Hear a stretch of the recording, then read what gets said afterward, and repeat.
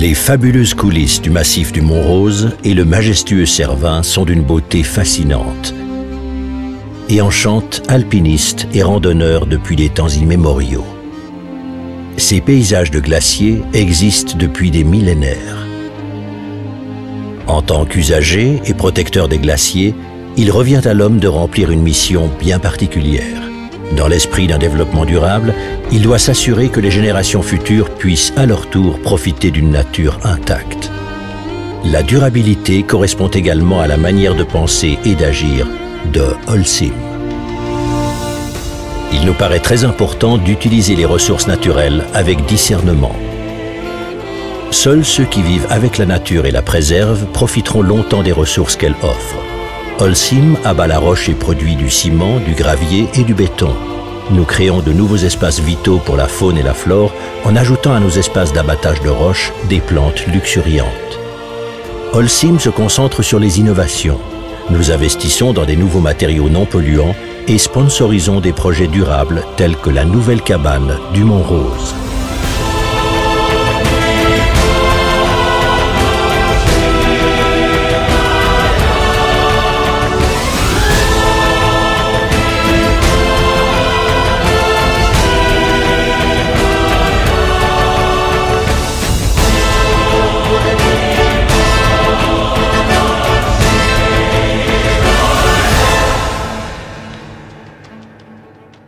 C'est ici, à 100 mètres au-dessus de l'ancienne cabane du Mont-Rose, que se situera le cristal de roche.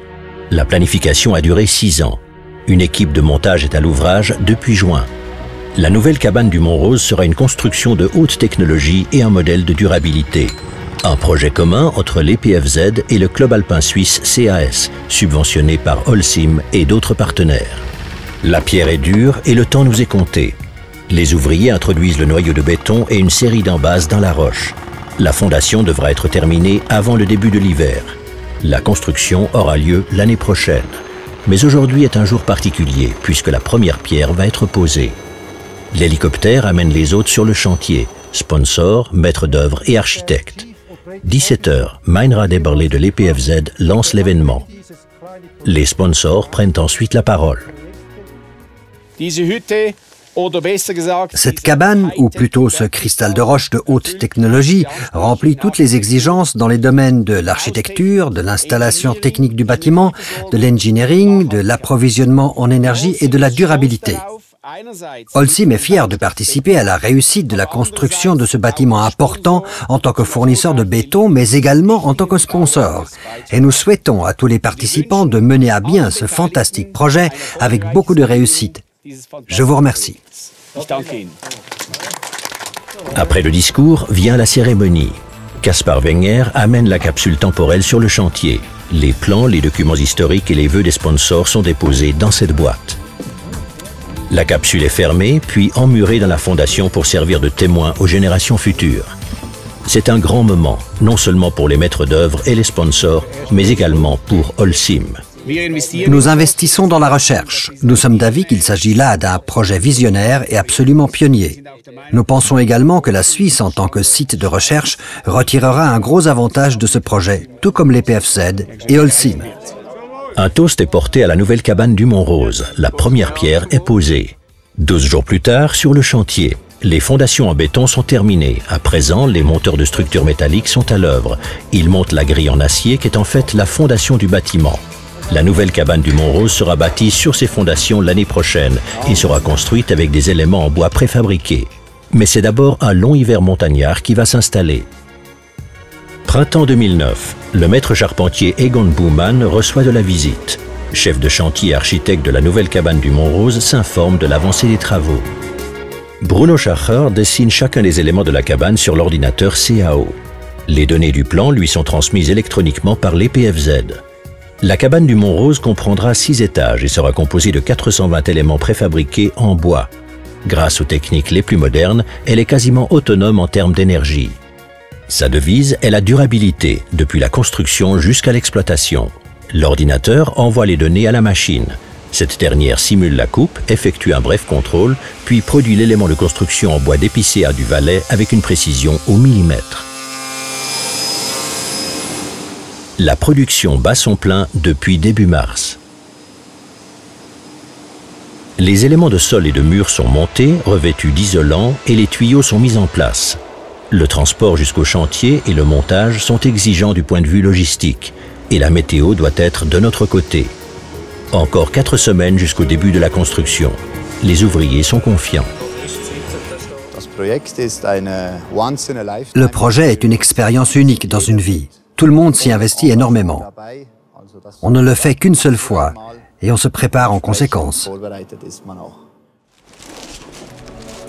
Il est 8 heures à Zermatt. Egon Bouwman et ses charpentiers se préparent pour le vol vers le chantier. Mais là-haut, il neige. Il faut attendre. L'hélicoptère reste cloué au sol.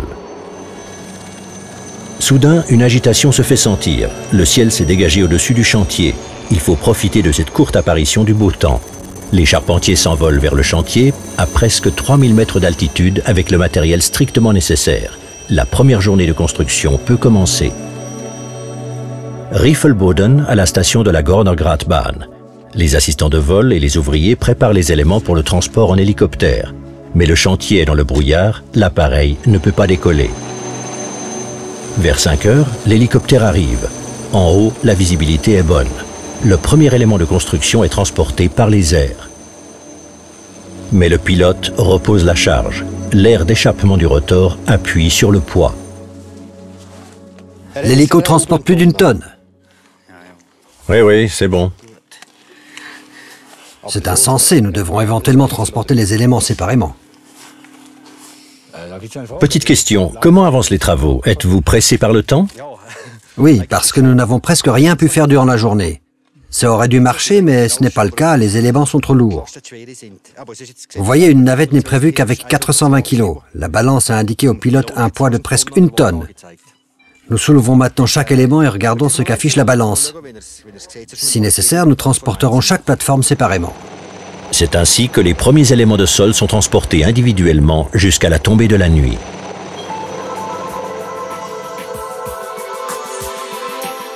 Le chantier est baigné par la lueur de l'aube. La deuxième journée de construction commence.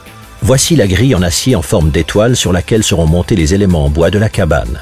Hier, les ouvriers ont dégagé 2 mètres de neige sous lesquels le chantier était enseveli.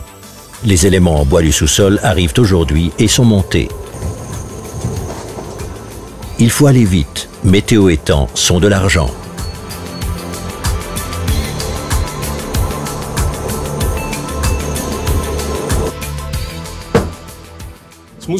Nous devons avoir fini aujourd'hui, car nous n'avons le gros hélicoptère pour les éléments lourds que demain matin. Par intervalle de 9 minutes, l'appareil transporte les éléments de sol de Riffelboden vers le chantier. Chaque élément pèse plus de 400 kg. Ils sont ajustés dans la grille en acier avec une précision au centimètre, comme les pièces d'un puzzle.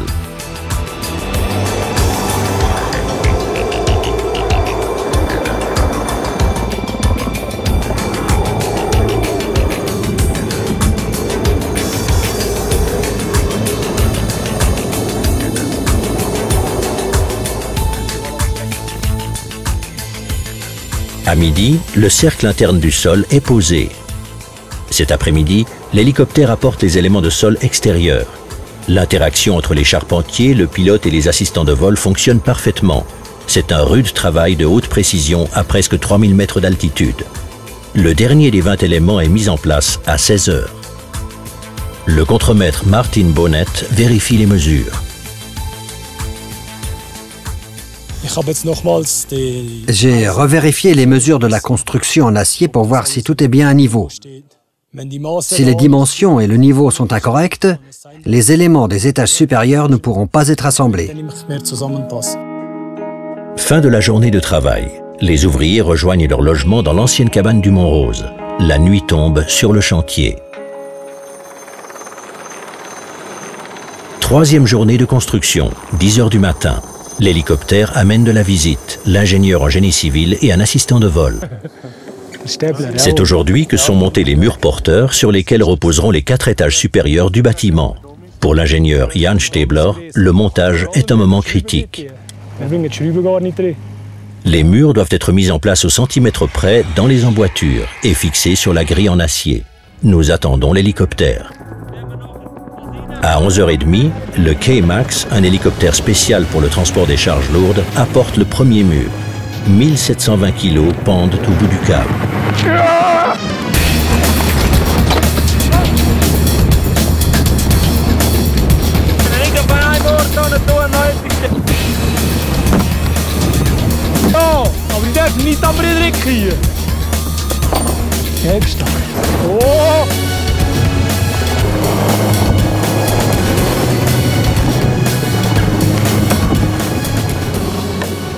Le montage dure 2 heures. À 1h moins le quart, le dernier des 10 murs porteurs est mis en place. C'était tout de même assez stressant ce matin. Oui, c'est toujours comme ça avec l'hélicoptère. Il faut attendre longtemps, puis on a énormément de stress. Les éléments sont maintenant mis en place. Ils seront fixés et ajustés après le déjeuner. Et ensuite? Les murs extérieurs et intérieurs. Vous pensez qu'ils arriveront aujourd'hui encore? Non, demain à 8 heures. Plus de murs extérieurs aujourd'hui? Non, aujourd'hui on ne transporte plus rien. 3 jours après le début de la construction, la structure de base de la nouvelle cabane du Mont-Rose est en place.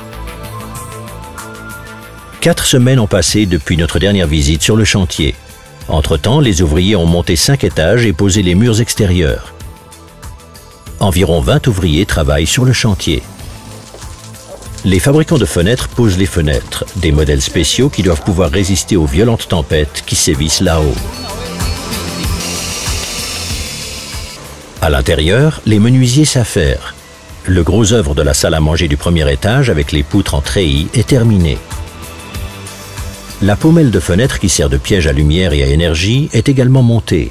Le chef de chantier est satisfait. 5e semaine de construction. Nous avons bien avancé. C'est également l'avant-dernier étage, le 5e. Il est en place, une énorme performance des entrepreneurs. À 11h, arrivent des visiteurs de marque. La commission de construction veut s'informer de l'avancée des travaux en compagnie de Meinrad Eberle de l'EPFZ et de Reto Jenach, le représentant du maître d'œuvre CAS. Le chef de chantier, Hans Zurniven, montre la maison aux hôtes. Il les mène au 5e étage, fournit des explications et répond aux questions. Les hôtes sont impressionnés par l'avancée des travaux. Je suis très confiant car l'équipe, les personnes qui travaillent sur ce chantier ont fourni un travail admirable jusqu'à présent. Ce qui est réjouissant, c'est que tout le monde s'entraide, même si ce n'est pas prévu dans le contrat. Encore 16 semaines jusqu'à l'ouverture de la nouvelle cabane du Mont-Rose. Chaude matinée en altitude sur le chantier. Il est 11 heures. Hans Zurniven rassemble les ouvriers pour la grande réunion de chantier. Que reste-t-il à faire? Qui doit se concerter? Avec qui? Le toit sera monté aujourd'hui. C'est la mi-temps du projet de construction sur le Mont-Rose. Ce soir, on fête la fin du gros œuvre. C'est le moment de dresser un bilan intermédiaire. Le grand moment d'angoisse, c'était il y a environ 11 semaines, lorsqu'une intempérie a fait tomber 2 mètres de neige de plus sur le chantier prêt à démarrer.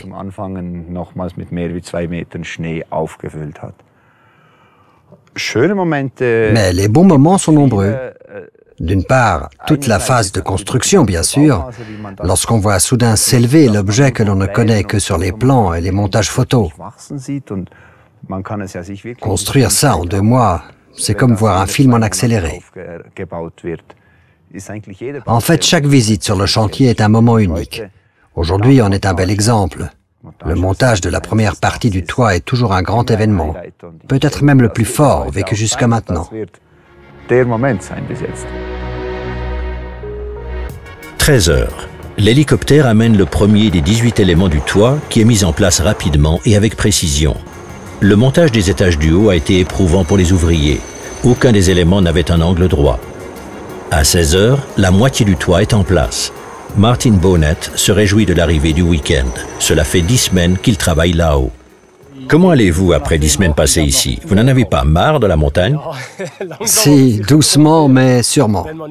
Mais lorsqu'on voit les progrès réalisés et le bâtiment poussé, c'est tout à fait supportable. Combien de temps allez-vous encore rester ici? Je ne sais pas exactement, probablement environ 4 semaines. Il est 17 heures. Le contremaître Martin Bonnet place le faîte sur le toit. Le petit sapin décoré est vissé sur le faîtage, comme le veut la tradition. Le gros œuvre est achevé. La moitié est faite et bien faite. Les ouvriers trinquent ensuite avec leurs hôtes. Ils ont toutes les raisons de faire la fête. Encore 12 semaines jusqu'à l'ouverture de la nouvelle cabane du Mont-Rose. Vendredi matin à l'EPFZ, Andrea Desplatz et ses collègues planifient les prochaines étapes. Il s'agit d'un travail délicat, choix des couleurs, poignées de porte, tapis. Andrea Desplatz et son équipe ont développé le design et le concept de la nouvelle cabane du Mont-Rose avec leurs étudiants en architecture de l'EPFZ. Avec quelles ambitions? Ce qui m'intéressait, ce n'était pas de construire une cabane d'altitude en tant que telle, mais plutôt l'idée de construire un endroit qui n'est d'aucune manière relié à la civilisation telle que nous la connaissons en milieu urbain. Donc pas de canalisation, pas de branchement à l'eau ni à l'électricité. Toutes ces conditions ne sont pas données d'emblée. Cela signifie que les étudiants sont renvoyés à la question fondamentale, qu'est-ce qu'un bâtiment?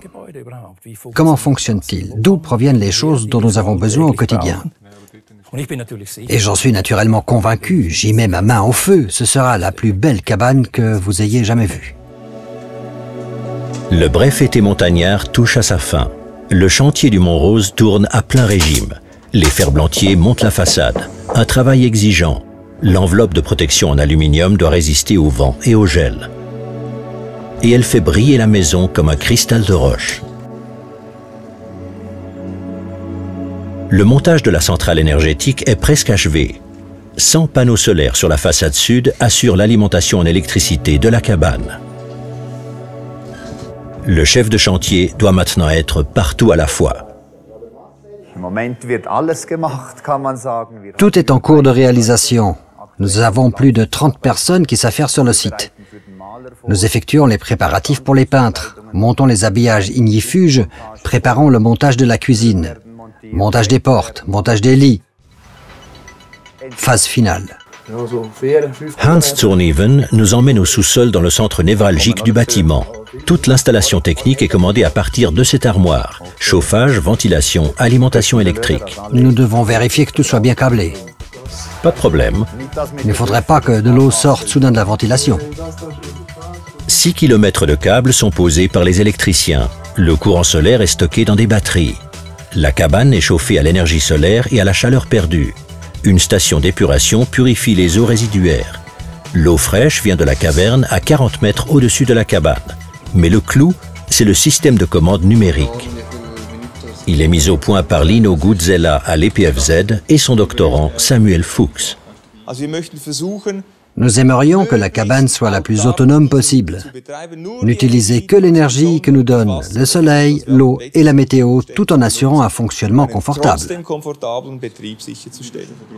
Grâce à un algorithme ingénieux, l'ordinateur calculera la gestion énergétique optimale de la cabane en fonction du taux d'occupation, des prévisions météo et des données de la maison, et commandera l'installation technique depuis Zurich. L'astuce est de remplacer le carburant, qu'il émette du CO2 ou non, par des commandes intelligentes. Et ce qui fonctionne dans la nouvelle cabane du Mont-Rose pourra être appliqué plus tard aux constructions dans la vallée. Nous espérons que ces conditions climatiques alpines particulièrement extrêmes nous donneront des indications sur la façon de les appliquer ensuite à d'autres endroits. La journée touche à sa fin sur le chantier du Mont-Rose. Après une autre semaine de travail harassante, les ouvriers rentrent chez eux dans la vallée. Ils reviendront sur le chantier lundi matin. Encore 35 jours avant l'ouverture de la nouvelle cabane du Mont-Rose.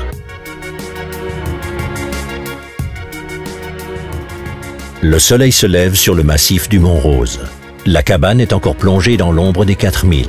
Depuis peu, elle est libérée de ses échafaudages. Il est 8 heures. La dernière journée de construction démarre. La terrasse reste à installer. Les charpentiers assemblent les dernières planches de bois. Ultime étape du chantier. Dans la centrale de gestion située au sous-sol, Ivan Lötscher, le technicien, contrôle l'installation technique du bâtiment. Et à la cave, Matthias Sulzer, le planificateur de système, se charge de la station d'épuration interne. Hans Zurniven, le chef de chantier, vérifie si les dernières installations sont en ordre. Plus que quelques heures avant l'ouverture de la cabane. Que reste-t-il à faire? Il ne nous reste plus qu'à ranger et à aménager l'intérieur, puis à faire le ménage. Tout s'est passé comme vous le vouliez aujourd'hui? Je n'ai remarqué jusqu'ici aucune erreur. J'ai fait plusieurs fois le tour du bâtiment, tout semble en ordre et correspond à nos plans.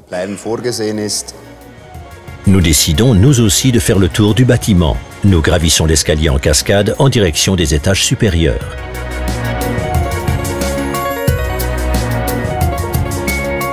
Les salles de bain. La cabane offre 14 lavabos et 4 douches. Elle comporte 18 chambres d'hôtes, 120 personnes peuvent y être hébergées. Plus que 29 heures avant l'inauguration. L'ouvrage est désormais achevé. Tout le monde a accompli un travail remarquable et s'est donné à 200% les 2 dernières semaines. Et c'est en équipe qu'on a réussi. C'est une journée automnale et ensoleillée qui commence. La nouvelle cabane du Mont-Rose est terminée. Elle ouvrira ses portes dans 5 heures. Au restaurant, les gardiens dressent la table. Environ 100 hôtes doivent arriver d'ici midi. Ce sont les premiers à passer la nuit dans la nouvelle cabane du Mont-Rose. Pour les employés de cuisine, le travail ne manque pas. La cuisine est équipée de matériel dernier cri. Elle comprend même un four. Horst Branchen a occupé la fonction de gardien de l'ancienne cabane pendant de longues années. Il est là depuis 3 jours. Quelles sont vos impressions concernant cette nouvelle cabane? Le moins que je puisse dire, c'est qu'elle diffère beaucoup de l'ancienne. Nous disposerons d'eau chaude et d'eau courante. Avant, nous étions contraints de faire fondre la neige et de tout préparer sur un poêle à charbon, alors qu'ici, tout passe par le robinet. C'est vraiment extraordinaire. Les premiers hôtes arrivent. Ils ont traversé le glacier à pied pour atteindre la nouvelle cabane du Mont-Rose. Parmi eux, il y a Reto Jenatsch et Peter Planche, les maîtres d'œuvre CAS. Nous sommes très heureux et naturellement très fiers et reconnaissants d'avoir pu finaliser ce projet. Ce fut un travail de longue haleine. Mais aujourd'hui, on ne peut que se réjouir et à ce que je vois, toutes les personnes présentes sont ravies d'être ici. Que pense le président de la commission des cabanes de la nouvelle cabane du Mont-Rose? Pour le CAS, il s'agit d'une création particulièrement innovante en matière d'approvisionnement énergétique et de récupération des eaux usées. On peut quasiment parler d'un laboratoire. Ce laboratoire a été financé avec l'aide de sponsors qui ont payé 2/3 des 6,5 millions de francs de frais générés par la construction. Pourquoi? Grâce à son taux d'autarcie de plus de 90%, cette cabane du Mont-Rose est un concentré de durabilité. Et nous pensons pouvoir intégrer et utiliser ces technologies partout dans la construction. C'est pour cette raison que nous nous intéressons à l'exploitation de ces technologies, de ces valeurs et de ces expériences jusque dans les fondations. Meinrad Eberle avait lancé le projet en 2005 à l'occasion de l'anniversaire de l'EPFZ. Qu'attend-il de la nouvelle cabane? Ce projet va inciter de nombreuses personnes à aller davantage à la montagne et à s'enthousiasmer pour cet univers. Il permettra une utilisation plus large des techniques déjà présentes ici. Et je souhaite bien évidemment qu'à l'avenir, la construction privilégie davantage l'esthétique. Le grand moment est arrivé. À 13 h, les hôtes se rassemblent sur la terrasse pour l'ouverture officielle. Meinrad Eberle remet à Peter Planche, président du CAS section Mont-Rose, la clé de la nouvelle cabane. Cette construction de haute technologie est dorénavant la leur.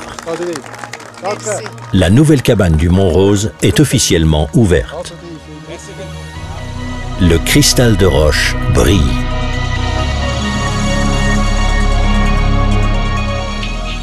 La nouvelle cabane du Mont-Rose jette des reflets argentés.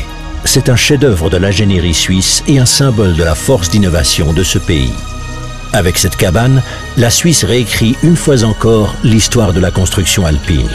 L'EPFZ, la Confédération et les cantons, les entreprises et les mécènes privés ont tous ensemble contribué à la réalisation de ce projet. Holcim est très fier de faire partie de cette équipe gagnante. L'interaction entre l'homme et la nature peut faire des miracles. Et il n'existe aucune limite aux idées pionnières.